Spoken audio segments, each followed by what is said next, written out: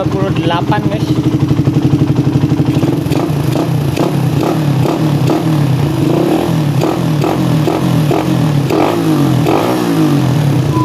Halo guys, assalamualaikum warahmatullahi wabarakatuh. Welcome back Lujeng Sumping di channel Asep NFS.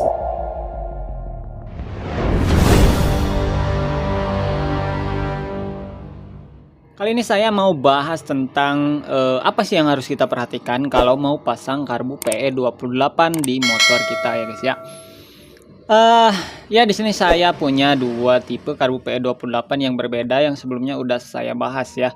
Yang ini adalah PE28 Scarlet yang ada power jetnya, dan ini adalah PE28 Ride It yang non power jet tapi sama-sama super flow walaupun beda bentuk moncongnya. Ini adalah dalaman karbu PE yang saya pakai. Ini sebenarnya nggak termasuk ya, ini namanya separator kalau nggak salah ya. Ini untuk menstabilkan bensin di sekitar main jet dan pilot jet saat nikung-nikung jadi lebih stabil ya. Ini hanya berfungsi maksimal ketika mungkin motor yang sering dipakai di sirkuit, ini akan lebih berguna guys. Tapi kalau untuk motor harian sih kayaknya ini nggak terlalu guna ya.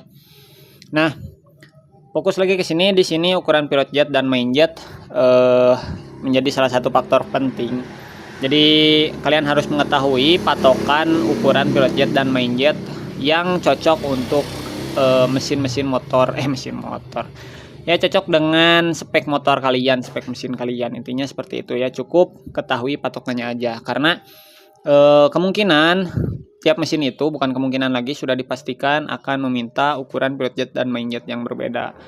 Sekarang saya akan jelaskan kalau ciri pilot jet terlalu kecil atau terlalu besar. Yang paling gampang adalah diketahui saat kita nyetel angin ya, tapi nyetel angin yang posisi saat idle. Jadi kan saya sering jelaskan setting angin itu ada dua cara atau dua tahap. Yang pertama setting angin ketika posisi idle, yang kedua setting angin dengan cara mencari raungan RPM tertinggi. Nah, setting angin yang cara pertama, mencari settingan angin saat posisi idle, caranya kurang lebih sama aja ya. Kita mencari RPM idle yang paling stabil, itu merupakan settingan angin paling ideal untuk saat posisi idle.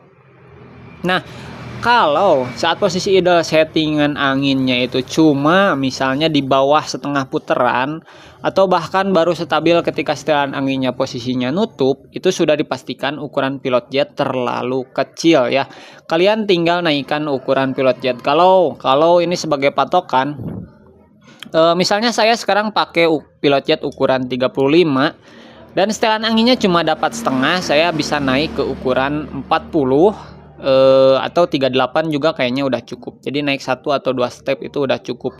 Jadi yang asalnya kurang dari setengah putaran bisa jadi 1 putaran atau 1,5 putaran ya. Itu yang pertama untuk mengetahui ukuran pilot jet, kebesaran atau kekecilan.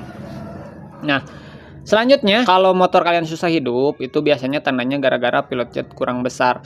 Tapi sebenarnya itu wajar selama cuk kalian ini aktif ya. Jadi ketika susah hidup, kalian cukup tarik cuk sekali, terus setelah atau starter sebentar, tutup lagi dan hidupin motor seperti biasa. Itu sebenarnya normal ya, karena karbu standar pun bawaan dealer kurang lebih prinsipnya sama kayak gitu ya. Jadi saat pertama hidup sebenarnya susah, tapi karena ada cuk ini jadi gampang hidup. Jadi kalau motor kalian gampang hidup tapi harus dibantu cuk, itu sebenarnya normal-normal aja ya, selama dipakainya nggak ada gejala nembak, nguk, atau berbet. Nah, selanjutnya bagaimana cara mengetahui ukuran main jet yang terlalu besar atau terlalu kecil? Yang paling umum, kalau main jet terlalu besar itu RPM atas itu berbet dan keluar asap hitam dari knalpot. Terus dicek di warna busi juga akan kelihatan banget dia hitam. Kalau parah banget bisa hitamnya basah, kalau nggak terlalu basah banget hitamnya agak kering. Nah, kalau yang pas itu dia cenderung mendekati merah bata, entah itu kehitam-hitaman jadi dibikin agak basah, atau dia merah batanya agak putih pucet jadi itu dibikin agak kering. Nah, kalau main jet kekecilan itu cirinya seperti apa? Untuk RPM atas, kalau kekecilannya terlalu kekecilan banget ya, misalnya harusnya di ukuran 120 tapi kita pasang main jet 100 misalnya, itu RPM atas juga sama kurang lebih berbet guys ya, mirip-mirip seperti kebasahan. Namun bedanya berbetnya itu di knalpotnya enggak keluar asap hitam dan di busi itu warnanya putih banget, bersih, terlalu bersih ya. Itu sudah dipastikan main jet kekecilan. Nah, untuk RPM tengah, kalau kalian masalahnya di RPM tengah, kalian fokus di jarum dan head nozzle ya. Ini sangat berpengaruh dari RPM bawah sampai RPM atas dan dominannya di RPM tengah. Kalau RPM tengah kalian berbet, itu bisa dua pilihan untuk penyelesaiannya. Yang pertama mengganti jarum, misalnya asalnya berbet saat menggunakan jarum J6 ZG, kalian tinggal ganti jarum yang tipenya mirip JJH atau GL Pro ini ya, kurang lebih seperti ini, yang tidak ada pengecilan di tengahnya ini. Nah, jika kalian tetap ingin mengikuti saran saya, yaitu tetap menggunakan jarum J6 ZG ini, terus nggak mau berbet di RPM tengah, minimal kalian pakai head nozzle yang tingginya kurang lebih segini ya, yang kanan ini. Jadi hampir rata dengan dasar karbu ini. Nah, itu untuk tinggi head nozzle. Sedangkan untuk diameternya, itu celahnya, cara mengetahui celah head nozzle kita kekecilan atau kebesaran di jarum itu gampang, bisa dilihat dari setelan angin yang cara kedua, yaitu yang mencari raungan RPM tertinggi. Nah, bagaimana patokannya?